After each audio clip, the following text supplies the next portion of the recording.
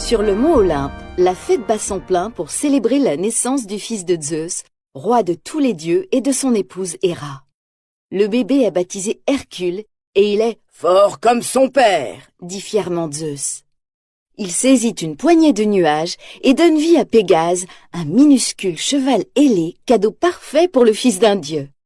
Tout le monde fait la fête, sauf Hadès, frère jaloux de Zeus et roi des enfers.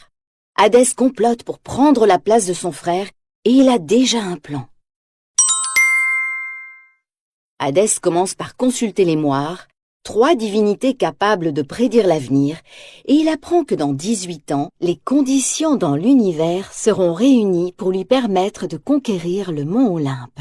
Mais une petite mise en garde à cette histoire, ajoutent les moires. Contre Hercule, pas d'espoir d'emporter la victoire. Alors Hadès envoie ses sbires, Peine et Panique, se débarrasser du nouveau-né. Il kidnappe Hercule, l'emmène sur la terre et lui administre une potion pour le rendre mortel. L'enfant est sur le point de boire la dernière goutte quand ils sont interrompus par l'arrivée d'un couple de paysans. Alors que Peine et Panique s'enfuient, les paysans trouvent le bébé et décident de l'adopter.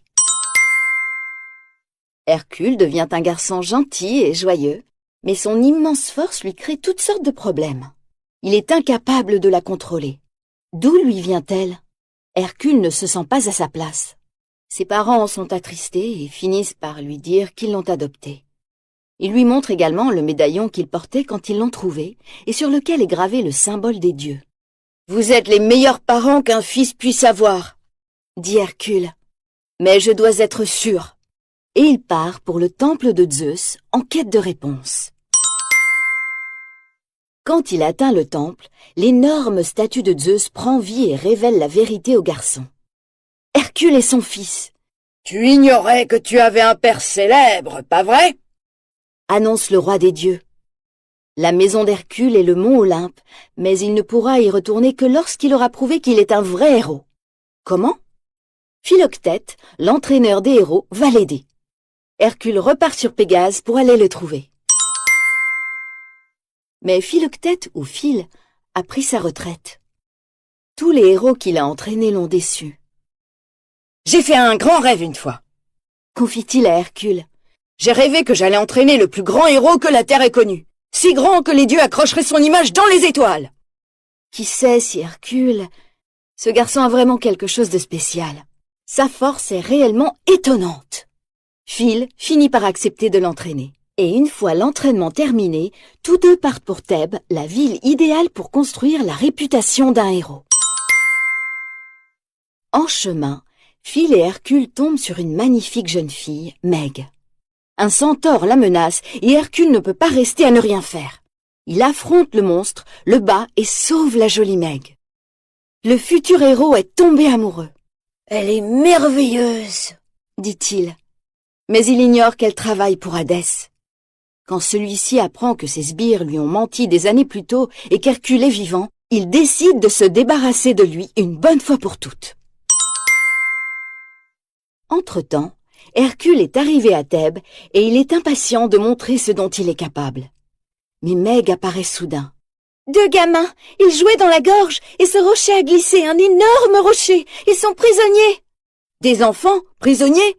Phil, c'est génial !» répond Hercule, content d'avoir une chance de montrer son incroyable force, et il soulève sans effort le rocher sous lequel les enfants sont coincés. Mais c'était un piège tendu par Hadès. Un monstre géant surgit de la gorge. C'est l'hydre. Hercule prend son épée et attaque l'hydre sous le regard d'Hadès. Serait-ce la fin ? Certainement pas. Le héros parvient à vaincre le monstre et l'enfouit sous une montagne. Hadès est furieux et à Thèbes, Hercule devient une star. Toutefois pour Zeus, Hercule n'a toujours pas prouvé qu'il était un grand héros. Et quand le garçon demande ce qu'il peut faire d'autre, son père répond « Interroge ton cœur !» Hercule est découragé et Meg l'emmène s'amuser. Ils sont de plus en plus épris l'un de l'autre.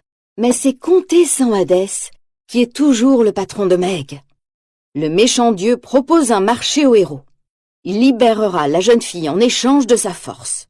Hercule accepte tant que Meg est épargnée. Hadès peut maintenant utiliser la force d'Hercule contre Zeus. Hadès libère les titans, 3 créatures colossales que Zeus avait emprisonnées au fond d'une grotte. Les 3 monstres commencent à tout détruire et attaquent l'Olympe. Et Hercule? Alors que le royaume des dieux est recouvert de glace et de lave, Hadès envoie un cyclope le tuer. Le héros a perdu sa force, mais son intelligence lui permet de vaincre le géant. Et quand une énorme colonne menace d'écraser Hercule, Meg se précipite pour le sauver. Oh non, Meg est aux portes de la mort. Cela rompt le marché avec Hadès et le héros retrouve sa force. Hercule va immédiatement sur le mont Olympe, brise les chaînes qui entravent les dieux et donne une leçon à Hadès et à ses hommes de main.